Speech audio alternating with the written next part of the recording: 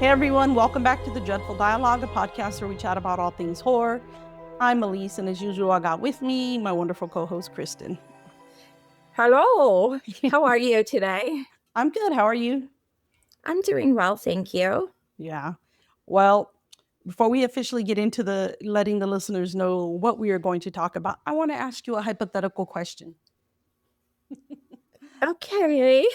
All right. Go for it. Imagine your relationship is totally on the rocks. The communication is dead. Like there's no more spark. It almost feels like you're like just people tolerating each other. What's the healthier way to handle the breakup? And I'm going to give you two options. Okay. Okay. Yeah. Option one, have a mature sit down conversation, chat it out over maybe some coffee.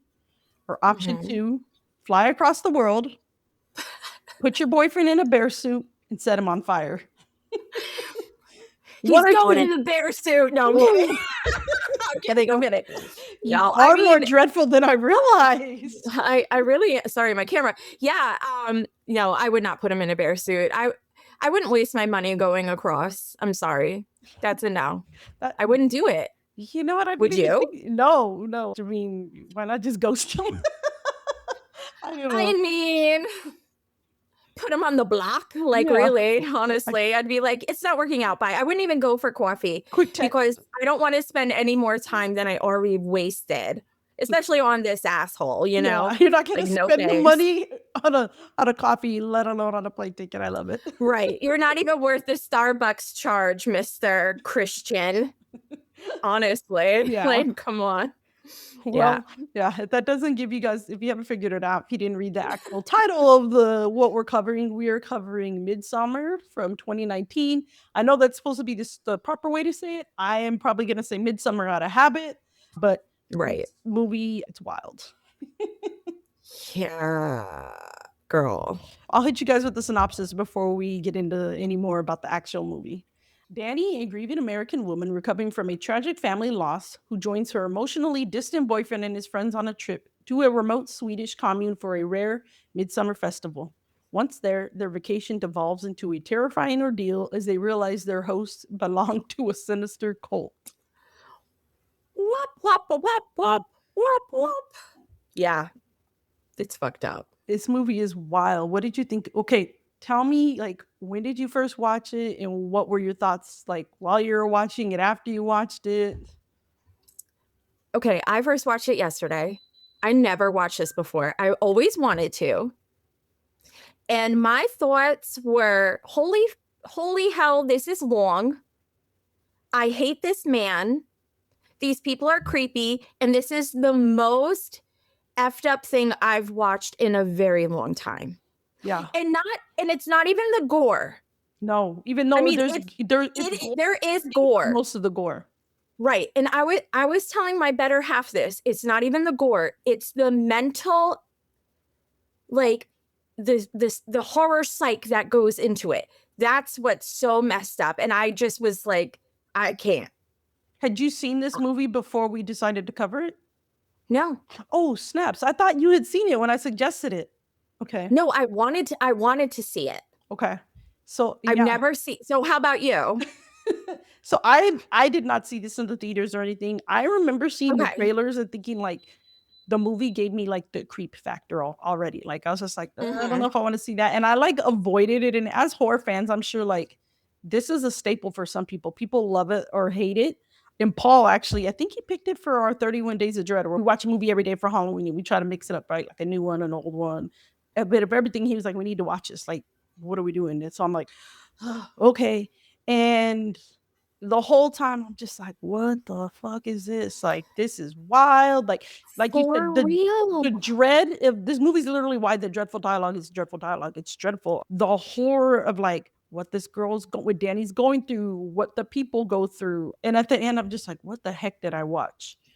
So keeping that in mind, I picked this movie because even though when I was done watching it, I'm like, I'm never going to watch this movie again. I needed to talk it out with somebody. I'm like, I need to know. And I found myself. That's fair. Yeah, I found myself, not right away, but a little bit later, maybe a few months later, really thinking about the movie more and playing it in my head and I wanted to understand it more, but I was also like, I'm not ready to watch this again. But I think it's that kind of movie, you watch it once and you're shocked, and if you watch it at least a second time, you're going to catch way more things that you didn't catch. The dialogue is so low, and they're saying things under their breath, and like there's so much symbolism and things going on that it is a lot to catch, but it's hard to watch more There's than a lot once. there's a lot of imagery within it too, and a lot of like cues. Like if you're not paying attention, you're going to miss it. Yeah. And when you first told me, you were like, I don't understand this. I don't get it. I don't really like this movie. That's what piqued my interest. I'm like, I wanted to know why. So I remember seeing, you know, just like you said, I remember seeing the trailer and being freaked out. Yeah. You know, a bunch of creepy blonde people. Yeah. No offense to the blondes Yeah, out no there, offense. by the way. You know, we do make fun of children of the corn, but we love our blonde audience. Exactly. All right. So pretty cool cast. I have to admit, I didn't know a lot of these people, but me neither. We have the very beautiful Florence Pugh as Danny. She's the lead. We have Jack Rayner as Christian, Will Poulter as Mark, which was basically the only person I knew offhand. William Jackson Harper as Josh, Wilhelm Blumgren, I'm so sorry for my pronunciations, as Pele, Archie Madekwe as Simon, and Alora Torchia as Connie. Yeah, I wasn't familiar with a lot of these actors. I actually had to go and look some of them up. I'm familiar with William Poulter. He's like in Bandersnatch. He's in a lot of stuff. Yeah. Florence Pugh, she's in Don't Worry, Darling, which is an amazing, that's another trippy movie. She was phenomenal in this, though. I thought she was so good. You feel her grief, like her screams. Yes. Like, she's a true scream queen, and they're not like the same sort of screams. These are like grieving screams. So right, they are gut-wrenching. So we start the movie, we see Danny. She is freaking out a little bit because her sister has bipolar disorder, and she sent her a very cryptic email, and it worried her. So she calls her boyfriend Christian, who is the biggest douchehole to ever exist. He has no emotional intelligence at all. He's also a coward because he should have done the right thing years ago, but that's besides the point. She's trying to call her family too, like, Mom, Dad, are you okay? Are you okay? Leaving voicemail after voicemail, emailing her sister back. And then she experiences the most unimaginable family tragedy when her sister kills herself and their parents via carbon monoxide poisoning. And it is gut-wrenching hearing her cry. Yeah. It is that grief. Painful. Ugh. I felt it. I know it's a movie, but it felt so real to me. It was different than pain. It's like different, like I was saying when we were talking about earlier, like versus like when you're watching a movie and a girl's running from like the boogeyman, from a monster. It was not like that top of your lung scream. It was like, it felt like it was from like deep inside. You could feel the grief, and that first like scream that she bolts out, like that comes out of her mouth. You're just like, oh, this is not like going to be a happy movie. Right. It's intense. It's this emotionally intense scene. Christian's out with his buds. They're like, oh my God, she's calling again. So he reluctantly answers the phone, and he finds out what happens, and he goes to Danny immediately. So when I saw that, I was like, okay, maybe he's just young and stupid. But no, I was wrong. But he feels trapped in the relationship, but stays out of guilt.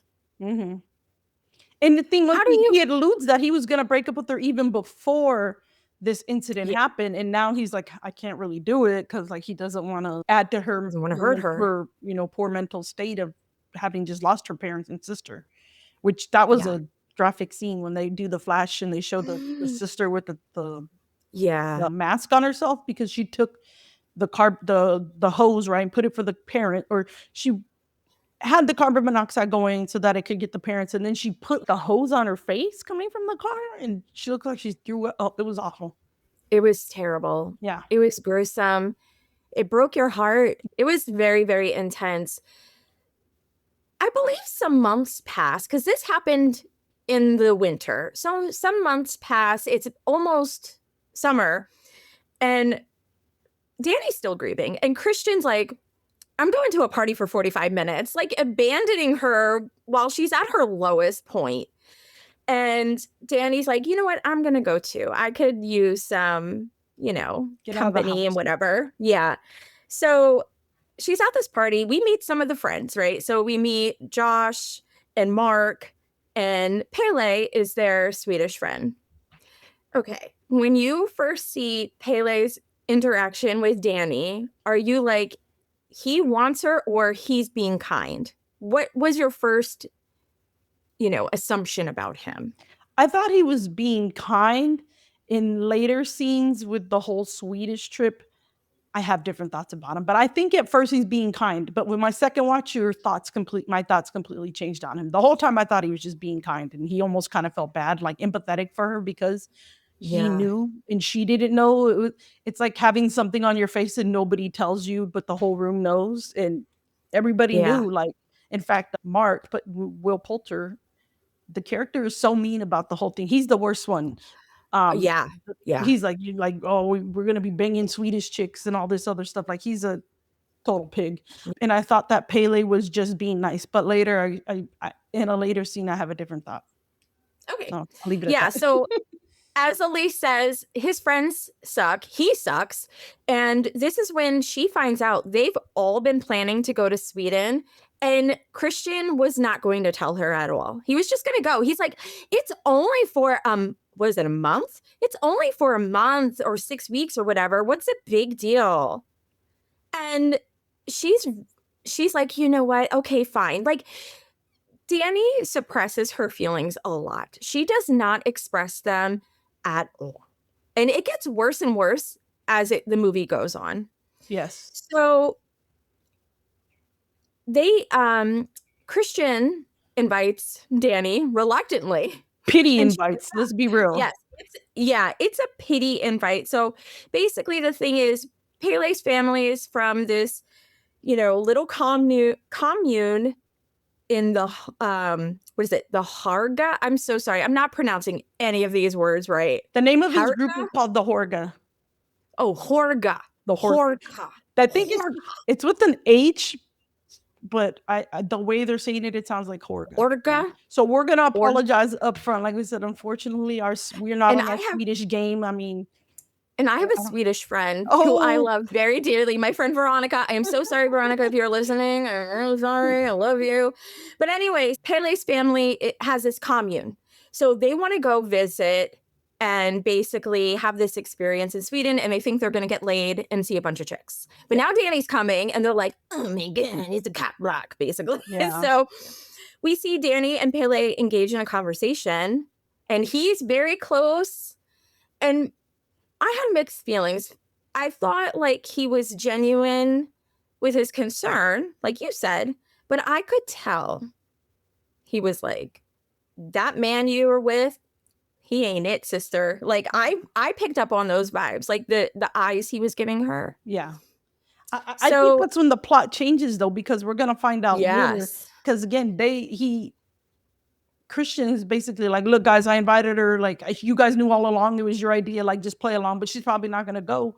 And on your rewatch, you kind of see Pele. It's almost like I didn't notice the first time. You see the wheels in his head turning like, and you start to wonder, like, this is where you start to wonder how much was planned out and how much was it as we get through this movie. That question is going to make more sense. So on my second watch, my thoughts on him changed. I started to wonder, is he like, yes, excellent? Is there a little something, something? Yeah. Okay. Besides, maybe they never make it clear if he has a thing for her. I don't doubt that maybe there was something there, but I don't know.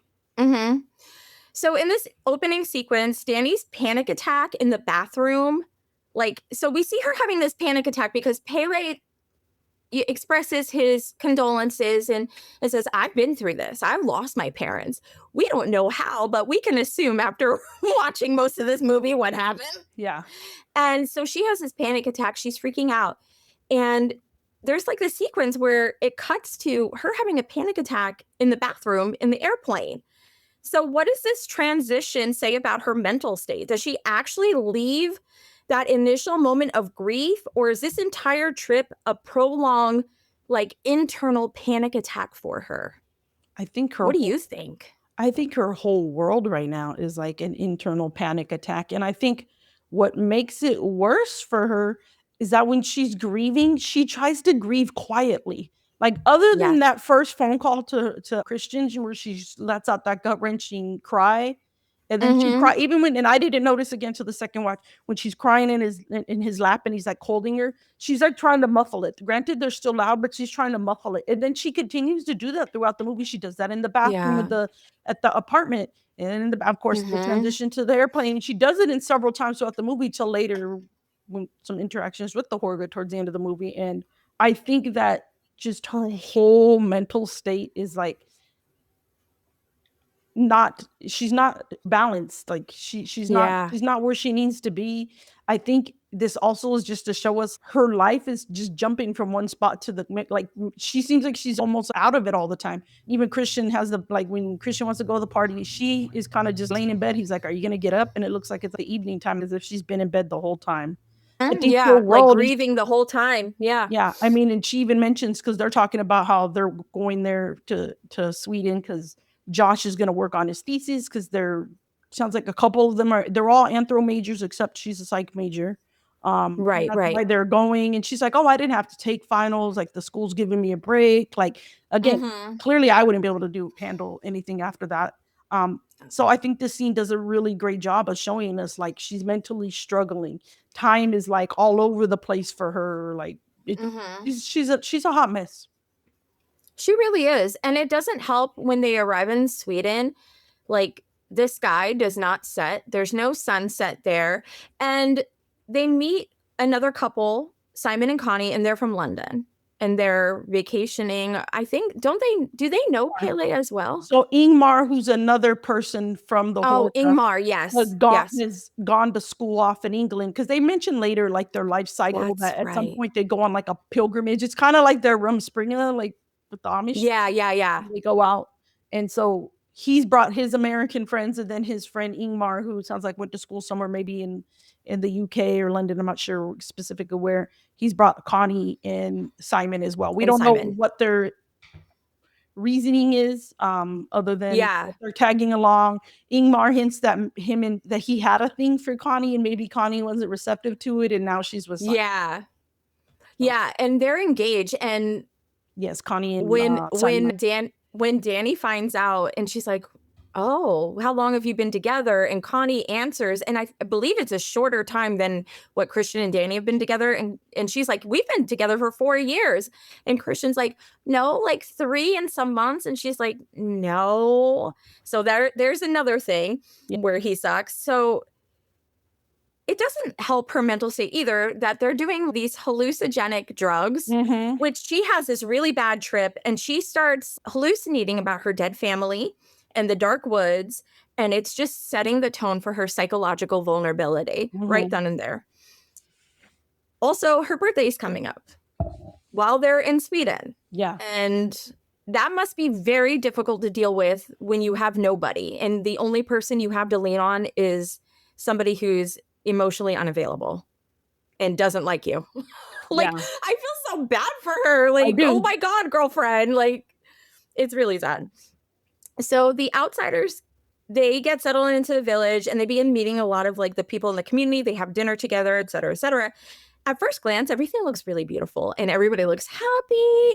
And there's a lot of flowers and crops and the scenery is gorgeous. Yeah. What did you think of this scenery? The whole movie's beautiful. Ooh, This is another movie, yeah. I think when we talked about Nope. The Yeah, yeah. cinematography is amazing. Even It's outstanding. that makes it worth watching. I mean, it makes me want I'm like, "Oh, I need to go on a trip somewhere. I need to go to Europe and go visit some of these Right. places." It's beautiful. It's like you said, you're in sunlight the whole movie other than the beginning, which is such a contrast, right? At the beginning, it's snowy, it's winter, she's grieving, and Mhm. then it goes into this happy, beautiful setting, and it's just amazing that they did that, and that's gonna tie into the ending too, so I'll hold off on any other Right, thoughts about right. that, but it's a beautiful, beautiful cinematography. It really is. So at first glance, as I said before, everything looks great, but they're going to witness their first ritual within this commune, and I cannot pronounce it. Is it At a et stupa? I think Atastupa? Atastupa, I believe the Atastupa. I Okay. mean, again, we're We're doing our so best. sorry. Yeah. We're doing our best. We're Americans. We're Anyway, typical so Americans that only know English, and even that I don't speak properly. me neither. So we find out 2 of the commune elders who have reached the age of 72 are sacrificing themselves for the goodness of the commune, and they willingly leap from a high cliff onto this stone platform below to end their lives. And Connie and Simon, like all the outsiders, they call them the outsiders, they are like, what is happening? What is this? It is absolutely disgusting. It's shocking. The close-up of It's the when I lady first saw it, I was like, "What the oh, her face? Doesn't have a face. No face." and then the man. So this old man jumps. He doesn't die, but his leg is chopped off and crooked. Like there's a huge compound fracture. It's not in the right position at all. That right No. So position. the But don't worry, members they're of gonna make sure because he has to be sacrificed. They're gonna do something to make sure yes, he passes. he's screaming in pain. The onlookers are mimicking his Yeah, all the wail, orga. Yeah, the horga. all the orga, and a couple of people come up with this massive wooden mallet thing, and they take him out. They put him out of his misery. Yeah. Simon and Connie are like, we are out of here. Goodbye. Goodbye. I'm with them. I would have been like, bye. Goodbye. See ya. So it's explained to the outsiders that at this particular age of 72, they lived their whole lives, had a full existence within the community, that it's better for them to take their own lives than to succumb to natural selection, essentially. When you watched that and you saw or you heard that explanation, did you believe it was true and not this ritual sacrifice? Did you really believe that's what they thought inside of their hearts? Yeah, I think that's what they thought inside of their hearts. Clearly right away, the way they're like living off in the middle of nowhere, you could already see the level of indoctrination that is going on with this group. And that just gets solidified throughout the movie when they talk about the raising of the baby, when they talk about their life cycles, when they talk about all the rituals and the things that they do for their oracle. And like, I was like, these people are legit because none of them were like sad. In fact, one lady's looking at them like, I wish I knew what this lady has the best face. She's the one that leads the maypole dancing, you know what I'm talking about? Yeah, and yes. She's got this look like, what's their problem? She's like, it's like, Tuesday. It's a normal Tuesday. Yeah. Here at the Orga. Yeah, and I believed it. And another thing again, catching, which I wouldn't have caught this if I didn't watch it the second time. Josh knew what was going to happen. I don't know if you caught that. Yes, he was anticipating it. Yeah, the night before they go to bed, you know, Pele's like, oh, tomorrow's a big day. We got our first of our festivities. He's all, tomorrow's an Atastupa.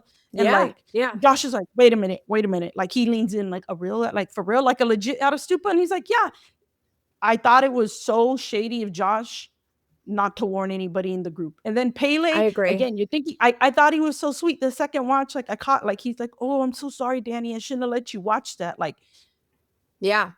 The nerve of them to not warn these outsiders. I understand they're outsiders and you got to keep certain things of their culture. You have to respect and we have to keep it. You know, I'm an anthropologist. I got my degree in anthropology. Yeah. Okay, cool. Well, you do your research, right? Josh did his research and knew about this, but none of this other group knew about it. That was just messed up. The fact that Josh didn't share it with anybody, and then Pele kind of he plays it off like, "Oh, I'm so sorry, Danny." When it's like, really, you're the one that's the most guilty of not warning me because you're the one that's discussing everything with us. You're our leader right now that's brought us to this commune, and you're not even sharing this information. He had made it sound like, "Oh, you guys are gonna think it's silly fun, it's pageantry and costumes." Like, like he made it sound like you're going to what's the party they go to in Brazil? Oh my gosh. Or like you're going to Mardi Gras or you're going to Carnival. Yeah. And he made it sound like it was like some like party holiday costumes and fun. Like, no, this was not Mardi Gras. This is not Carnival. Not at all. And this is when the cracks start, you know, appearing and the group core is just not solid at all. It's even worse than what it was before they got to Sweden. It's also Danny's birthday, and Christian doesn't remember. However, Haley does. And he drew Danny a portrait of herself and gave it as a present. And she's flattered by his act of kindness. And this is when you're like, he wants in them pantaloons. Right? Like I said, we never know for sure. We never know for sure. But he definitely wants to put her on a throne, which makes sense later. He's definitely trying to hype her up on the throne. He has some type of feeling for her, whether it's sexual, whether it's, you know, he's admired for her future. Yeah, exactly. So Pele lets Christian know, hey, you messed up. This is your girl's birthday. What are you doing? And Christian has his lame fucking attempt with his birthday cake. He's like, happy birthday to you. And tries lighting the candle. The candle doesn't light. And I was like, symbolism. There's no the spark is gone. There's no spark. Exactly. No spark between these two. Danny reassures him because he's giving like these empty apologies. She's like, oh, it's okay. So there we go again. She's like suppressing her feelings. Also, during this moment is when Christian decides to hijack Josh's anthropology thesis topic on the Orga. And Josh is like, are you kidding me? As Lily said, he did all this extra work for it. And that leads me to this question. So Josh and Christian are both writing anthropology theses, but their approaches are completely different. Josh wants to document the culture respectfully, as you said, while Christian wants to exploit them for a quick, unearned degree, basically. How does this academic rivalry subvert the classic college kids in the woods trope? Whoa, that's a heavy-handed question. College kids, college kids in the wood trope. Okay, this is not the college kids in the woods trope, but it is college kids in the middle of a remote cult trope. Man, yes, it is. Woo! I know that is a twister. Woo!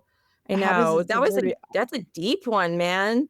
Well, and I figured that would be such an interesting question considering you're in education. Like, you know, how I think he just saw it as an easy way out. I think he's like, cool, I finally have some direction in my life, because they're even alluding like, dude, when are you gonna come up with your thesis? You got to get your stuff together. At the beginning of the movie, the rest of the group is telling him that. I think he was just an opportunist. I don't think that would be the respectful way to do it. Josh is doing it the right way. Now, is Josh a perfect anthropologist? No. As somebody, you know, I never went and did this sort of anthropological work. I've taken classes on it. I have professors that were like embedded, that lived in Mexico, in remote parts of Mexico and parts of South America and Central America for years, and in South Africa, all over the world. And they spend so much care and time explaining to us like how you go in respectfully, how you do the best of research that you can do, that you're provided. You don't just show up and be like, cool, can I study you guys? You do, it's like any good academic, right? You do your research prior. And while you're there, you have to be respectful. And again, I understand this Ada stupa is part of their culture, but I still would have left, even if I was the straight up anthropologist. I'm like, whoa, I thought about the Aztecs and human sacrifice, but that was like 1,000 years ago. I don't have to worry. I like to think I don't have to worry about that. Even with any modern day descendants of that culture, I'm not worried about that.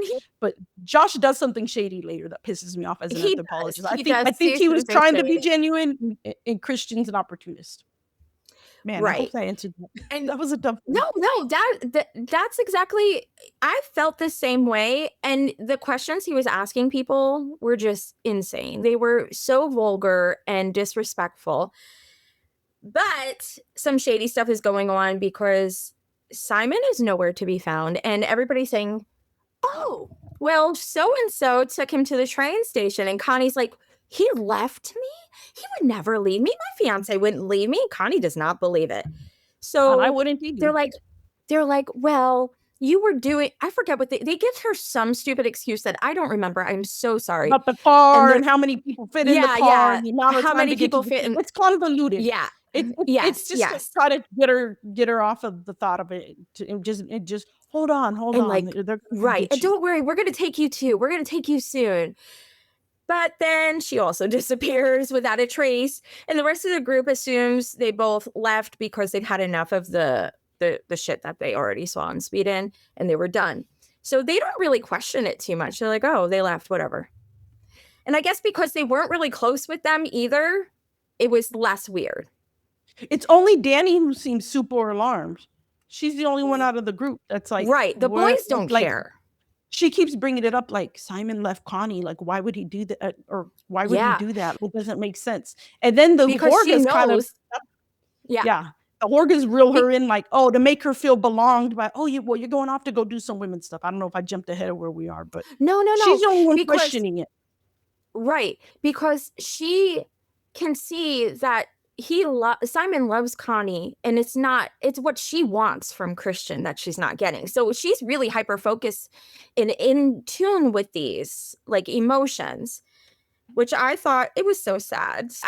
Poor Danny. I just want to give her a hug, honestly. She even says to Christian, like, and again, there's like low dialogue. She's like, that's probably something you would do. Mm-hmm. And he's like, what? Like, and she like you start to see the unraveling of their relationship as she's getting to know more about the commune. Pele is indoctrinating her. Pele is embracing her, not literally physically, but like emotionally because she never had that.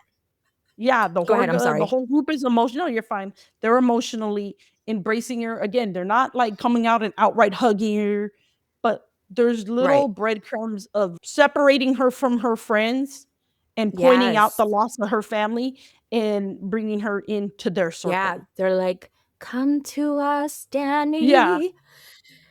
We're a couple days into this amazing Swedish vacation, and the cult members and outsiders, they're partaking in meals. Christian's still asking really messed up questions. Some people are like, we're not answering that. Josh, he wants to do some extra research, and he is in the temple thing, right? Mm-hmm. And it's like a sacred book. Yeah. And he asked, can I take pictures of this? And they're like, no, the Ruby Ratter. Yeah, the Ruby Ratter. Ruby Ratter. Exactly. Their version of their holy book, I guess. Yeah. Yeah, it's basically like their Bible. Yeah. And he wants to take pictures for his research. He's told no by the elders. And he's like, okay, not a problem. We'll get back to that. Yeah. He does it anyway. No. Also, Mark is literally an 11-year-old child. He takes a piss on a sacred ancestral tree, and the elders are like, oh my God. They are so pissed. Yeah, I think it's Ulf is one of the characters. He looks like he even says it like, I think he's gonna kill me. And he's like, what's the big deal? It's a treat. He's the worst one. He's clearly, I don't know if he's an anthropology major, because I'm like, you do not act like it. He literally looks like Beavis and Butthead together. Sorry. I'm so sorry, but he does. He played such a nice guy in The Bear. Oh my God, he was in the TV show The Bear. And now he's the opposite. He's just an a-hole in this movie. He is such an asshole, really. Yeah, he'll get his because they're at dinner and this girl, like Inga, is like, come here, Marky Poo. And he thinks he's gonna get some. He doesn't. Yeah, we don't, because we find out later. Yeah.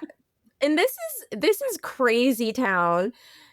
It's the middle of the night. Josh sneaks out. He's like, I'm going to take photos of the Ruby Ratter. Yeah, go me. Yeah. I'm so smart. Everybody's sleeping. Nobody's going to catch me. Terrible anthropologist. Breaking the rules of the people. Awful. We're told no, then you don't do it. No. So he sneaks in there. He has his phone out. He's ready. And while he's in the temple trying to sneak these pictures, he's ambushed and bludgeoned to death by a man who is wearing Mark's face. Did you know we were going to get some Leatherface action in here? When I saw that, I was like, Winnie the Poohing? Was that the part when he's Winnie the Poohing? Does he have no pants on? Okay. There was this at some point where somebody doesn't have pants, other than later when Christian's running full on. Okay. I was like, dude, Donald Duck put some pants on. Donald I just dropped my iPad. Okay, so when I'm watching this, I'm like, oh, Mark is done screwing Inga. No. And then I'm like, where's his pants? And then I realize, I'm like, oh my God. Yeah. It was so funny. Yeah, Yeah, he he's was wearing Mark's Winnie the pants. Poohing it. Like, totally. Totally. Yeah. How did you feel about that? Do you think that was pretty disturbing compared to the cliff jumping? Which one is worse I mean, for at this you? point, I think the first one was worse. The Atastupa was worse because you didn't see that coming. Yeah. Like you didn't see that scene coming until you're on the cliff and you're like, oh shit, are they gonna jump? Like the anticipation is built up that you get the vibe that they're gonna jump. So at that point, I'm just like, what the heck am I watching? Everything is shocking. I think that the Atastupa is way more shocking because it's the first major death. It's dreadful what happens with Dani at the opening with the death of her family and the visual of it. But it's shocking, the Atastupa. So I think at this point, everything that is just nothing tops the Atastupa because it's that first shocking scene. But this is still shocking. And I'm not talking about the Winnie the Pooh. I'm just talking about the fact that he's wearing Mark's face. I think Josh was totally out of line for doing what he did. But I don't think he deserved to get malleted by somebody wearing his friend's face. Winnie the and then you just like, yeah. And that's when you first realize, man. Yeah, that oh shit, they've killed off Mark. I'm already forgetting names. Who else? And that's when you start to also wonder. So what happened with our couple, with Connie and Simon, whatever her boyfriend, Simon. And what's crazy is the next morning, Dani and Kristen wake up and they're like, where's everybody? This is weird. Where are they? Where are our friends? At that moment, they're hanging out and they're pressured into drinking this hallucinogenic tea. Yeah, these people love drugs. Yeah, can we stop before did we I skip something? No, it's not that you skipped that. I wanted to point some out. It's interesting because Christian is willing to throw Josh under the bus because the Horga, like one of their elders announces, like, somebody took our Rudy Ratter last night. We just asked for it to be returned and it's spot, no questions asked. And it's funny, not funny, it's fascinating when we learn about the Ruby Raider. I don't know if we're going to talk about Ruben at all, if we can talk about him. Sure. Ruben is the oracle of the group, and they explain the Ruby Raider that the Ruby Ratter, I could be saying it wrong, that the way that they created is it's a never-ending book. Like it's always being added to by whoever the current oracle is. And Josh is like, oh, well, who's the current oracle? And he's like, oh, Ruben. And when we saw Ruben earlier in the film, his face is very disfigured. He looks like he's all puffed up. Like he doesn't look he doesn't look natural. And we find out, they're like, oh, well, Ruben has unclouded mind. And he's like, oh, well, how do you keep his mind unclouded? And he says, oh, well, he's a product of incest. So yes. And it's contradictory to what Christian learns, because he's asking another question of another people. He's like, hey, is like incest a problem? Because this is a small community. In other words, like, how do people read? And a different elder is like, oh, we respect the taboo. The taboo of incest. We approve mates based on bloodlines. But what we do is to try to combat that is we invite outsiders in. And again, that's when your brain is like, we invite outsiders in. So we'll let that simmer. Yes. Okay, back to more drugs. Back to more hallucinogenic time. Christian and Dani are freaking tripping out. Dani's entered into this traditional maypole dancing competition as the other is this whole thing where all these girls are dancing together, and whoever's the last one is crowned the May Queen. Okay. So girls are collapsing from exhaustion. Dani keeps on keeping on because she is tripping really bad and she doesn't feel a thing. She's just like she's at Woodstock. And that's totally what it gave me the vibe of the Burning Man, Woodstock. Right?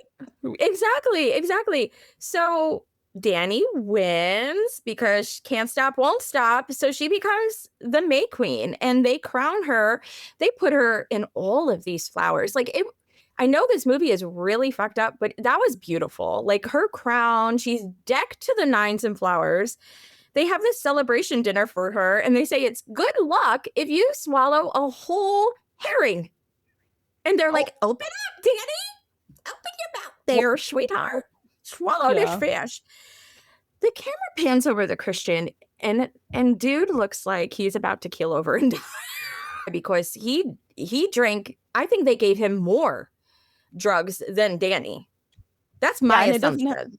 And they served the meat pies at that point that Danny had helped the women at one point they made. And that's when we also find out that I know we saw the tapestries that you see throughout the film kind of tell the stories of what's going on. And you do see tapestry at one point that's very graphic, and it looks like a woman is doing something. She goes and gets her period blood and puts it into a cup and serves it to a person and serves them a meat pie. And then the guy's eyes look all happy. And then they're like, it's like they're in love. And Pele even explains to Danny, she's like, what is that? And he's like, oh, it's a love story. So Christian ends up eating a meat pie with a pube in there. And in his lemonade, that is very clearly a darker color. And I remember that part. I was like, oh my God, I'm going to throw up. Like, there's nothing wrong. No shame to women. We have dark time of the month, but I don't want to drink it. I don't want to drink anybody's pee or blood. Just like with, and I don't want to wipes on me like Harry either. No, thank you. Yeah, that dinner was wild, and Christian's just like, okay, is that a beer? They keep giving him extra tea compared to everybody else. Yeah, he is so drugged up. It is crazy. Okay, so at this point, Christian has his puke pie and he's tripping out on drugs and he looks like shit, and he gets lured away and led to one of these temples. They're like, come here with me, come here. And he's like, okay. And he gets to participate in an orchestrated fertility ritual, not trial. Yeah. And lots of bush. Yeah, there's women of all sizes and ages. They're all there. Like, you know what? I love that. Chanting. I thought it was actually pretty. I was actually like, oh, how cute! But a nice way to celebrate all the women. We are all. I have to say, very diverse in the body. I love that. I love that. Yeah. You know, I love seeing girls who aren't. Yeah, like all sizes. It's great, all ages and sizes. And there is Maya. That's the pube he ate was for Maya, and Maya is lying there, and she's going to lose her virginity to Christian and get pregnant while these women are singing and chanting, moaning, watching, and pushing on his ass so he can penetrate her deep. That's what's happening. Don't listen to this with your children. Nobody should be listening to this with their children ever. Yeah. But anyway, so he does the deed. And Danny can hear these moans getting louder and louder because as this is going on, her high is coming down, I believe. So she's able to. It's also like, where is he? Because she has to go bless. She's confused. Yeah. Like she's confused. She's looking around. She hears what's happening, getting louder and louder. She goes to investigate. Is it a peephole or a little window? Yeah, I don't know. And I also want to know, was Ruben in the room? Because they keep flashing to Ruben, and I can't tell. Is he watching, or is he just in his room somewhere? And it's because he's the quote oracle plotted all of this. Because again, they look at his drawings that he does, and then the elders interpret it, and like he's the oracle. And I'm like, did he up somehow?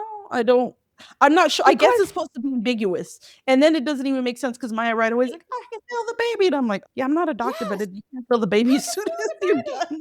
We're like, what I could feel the baby, the food baby. Like, come on, girlfriend. No. So, yeah, I was confused about that. She's trying to find Christian because and they're trying, and even one of the women like, oh, that's not for us. You shouldn't see that. So you shouldn't see that. This is when you're like, wait a minute, everybody again. Just like she was being treated by her friends, she's being treated the same way by the Horga, technically. There's food on her face and nobody's telling her. They already knew, we're going to lure him off to go with Maya. This is planned by Siv, who is one of the elders of the Horga. Yeah, the women. She talks to Christian, and she's like, oh, you've been approved to mate with Maya. And he's like, yeah, I think I ate her pube. She's like, and she kind of laughs it off. So, as you should have, everybody... real quick, I just wanted to ask, didn't she say she was they were matched because of their astrology signs. Something they were astrologically Yeah, matched. astrologically a match. But Yeah. we never know what he says. We never find out, did he agree to it? Was he like, "Yeah, I'm down"? They just kinda leave it and he leaves, and I hear in the director's cut, there's much Yeah. more about Christian because my thoughts about Christian changed from my first viewing to my second viewing. Oh, My okay. first viewing, I thought he was a total jerk. My second viewing, I'm kinda sympathetic for him.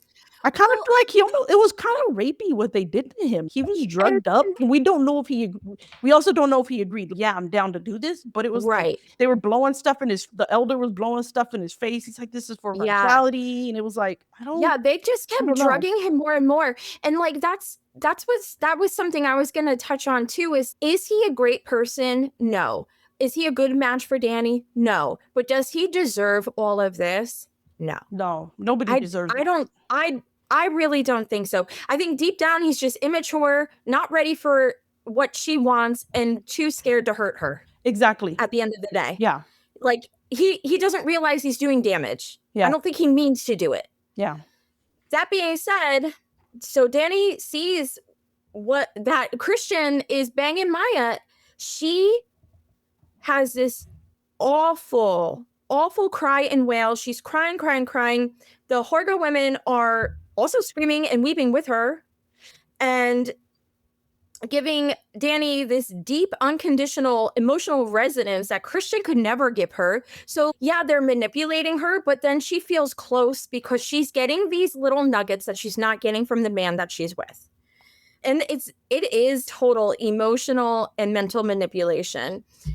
Kristen tries to flee. He's naked. yeah. His ding dong is flopping around. He's running around. Which I heard Go ahead. he did on purpose. I heard that the director that wasn't written in the script. He was supposed to put his robe back on, and that the actor was like, "You know what? They do this to women all the time in movies. They force them to be naked when it's unnecessary." He's like, "That's not realistic. Like, honestly, this dude would just run off." Like, so Yeah, it he made was it more down. realistic, It's honestly. my turn to be the screaming naked girl in a horror movie. And I don't know if he said that literally, but I just thought that was such a cool thing to do, to be down, Yeah. to be like, you know what? It would make more sense for me to run out naked, to not have time to put my robe on. And also, we do this too anytime they can in Hollywood, not Yeah. all the time, but in Hollywood, they're always much more gratuitous when with nudity of women than they are of men. I don't personally have a problem with They nudity. are. I'm cool with equal nudity, so shout out to that actor. Good for him being able to do that. The body inclusivity of this Yeah, movie, is amazing. I really can celebrate that, Yeah, honestly. for And real. this is not me being a sarcastic asshole. I really mean it. As Christian's running around, this is when we see Josh's leg just hanging out of the garden.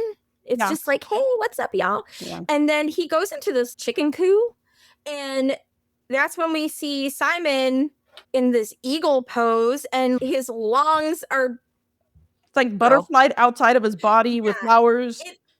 I don't know. It was giving like Silence of the Lambs logo, honestly. Yeah, you're right. Right. So Christian's like, what is happening? They come up to him. This guy comes up to him and gives him more drugs. And at this point, this paralyzes him. He can't speak. Yeah. He can't move.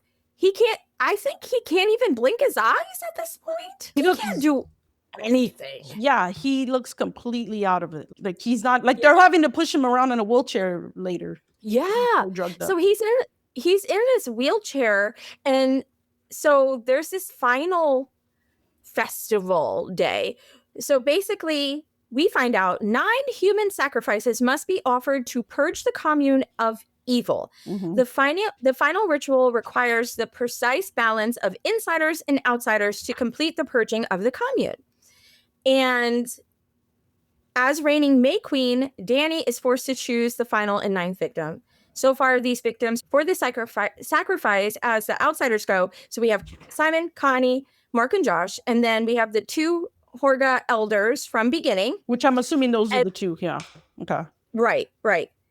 2 community members volunteer, so that's Ingmar and Ulf. Yep. They're like, yeah, we'll do it, no problem. Yeah. No problem. We'll die. No problem. And they even compliment Ingmar. Thank you for bringing in an outs. Thank you for bringing in our outsiders. Pele, thank you for bringing in our outsiders. I'm like, you motherfuckers did this on purpose. Okay, sorry. Go ahead. Yeah. They knew. So deceitful and fucked up. So this leaves Danny to choose the last and final victim. So they do like this raffle thing. They're like, Bingo! oh, Draw name. It's like, oh shit. If your number comes up, oh shit. yeah.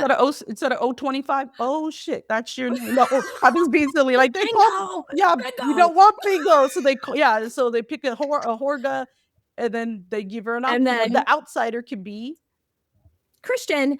And so Christian's there in his wheelchair. He looks terrible. The outsider or the Horga guy's like, yeah, smiling. He's all proud. Yeah. And Danny is still hurt by all of Christian's horrible behavior towards her and emotional negligence. And she chooses Christian.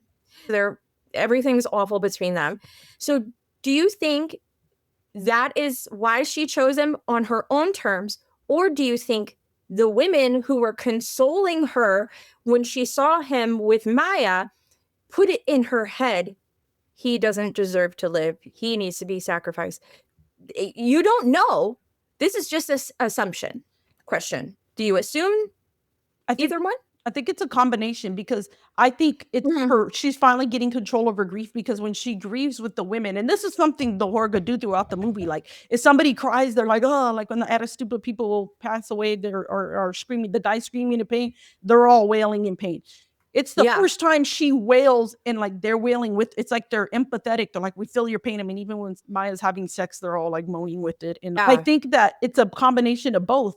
But then another part of me is like, maybe she was just being vindictive because when they at the end, they just show this little smile of her and you're like, But I'm like, is that smile, is it because she's happy, because she's home, because she's found a family? Like, we don't know what happens, but I'm making my personal thought. Again, it's an ambiguous ending. My assumption, my thought on this is she stays with the Horga. This is her new family. The indoctrination worked. Pele, back to the beginning, he came up with this idea. They plotted to make her the Maypole Queen.